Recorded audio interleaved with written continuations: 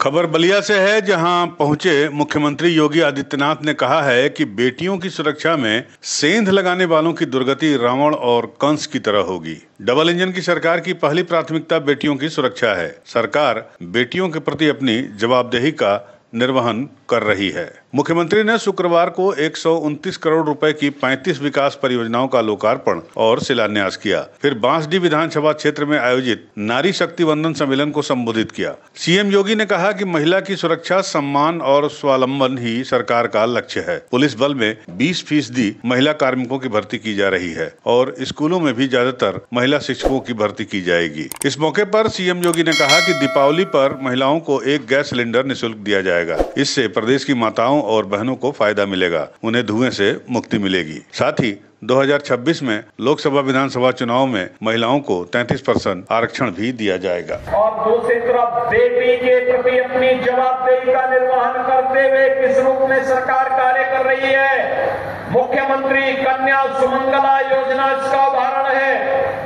अब तक ये राशि 15,000 की थी। इसमें 6 चरणों में बेटी के जन्म लेने पर, बेटी के पहली क्लास में जाने पर, बेटी के 1 वर्ष के होने पर, बेटी के पहली कक्षा में जाने पर, बेटी के 6ठी कक्षा में जाने पर, बेटी के 9वीं कक्षा में जाने पर और 9वीं कक्षा के बाद आगे की पढ़ाई हो, कोई सर्टिफिकेट या डिप्लोमा कोर्स हो, इन सब के लिए 15,000 रुपए की राशि हम लोग पहले दे रहे थे। अब नए सत्र में हम इसको 25,000 रुपए करने जा रहे हैं।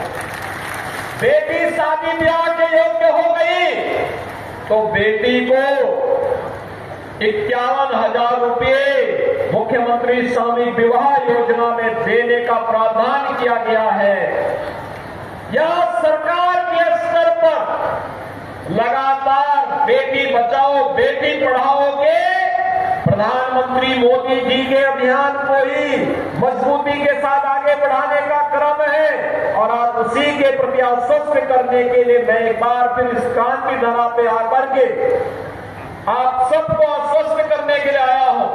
सरकार ने जो काम प्रारंभ किया है सुरक्षा का, सम्मान का और स्वावलंबन का, वो अनवरत चलेगा और मैं इस बात के लिए फिर कहने के लिए आया हूं, बेटियों की सुरक्षा के साथ अगर किसी ने सेंध लगाया तो फिर यमराज भी उसकी राह को रोक नहीं पाएगा। अब तो रावण और कंस जैसी दुर्गति तो तय है, इसमें कोई संदेह नहीं होना चाहिए किसी को भी।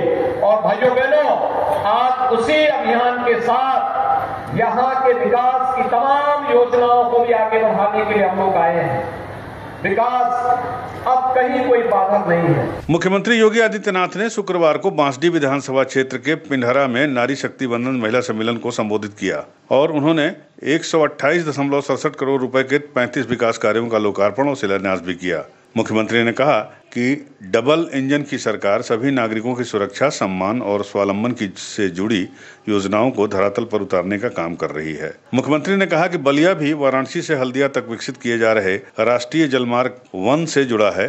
इससे यहाँ के किसानों के लिए रोजगार और विकास के अवसर बढ़ेंगे। हर प्रकार के व्यापार को बढ़ावा भी मिलेगा। हम बलिया के उत्पाद अंतर्देशीय जल परिवहन के जरिए वैश्विक बाजार में पहुँचाएंगे और सरयू के जरिए भी अयोध्या को जलमार्ग से जोड़ने की योजना है।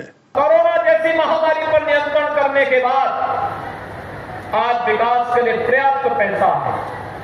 सड़क के लिए, बिजली के लिए, स्वास्थ्य के लिए, चिकित्सा केंद्रों के लिए, नए केंद्रों के लिए 130 करोड़ रुपए की परियोजनाएं आज की जा रही हैं। आने वाले समय में इससे भी बड़ी परियोजनाएं आपके यहां आने वाली हैं और इसके लिए आश्वस्त करने के लिए आया हूं।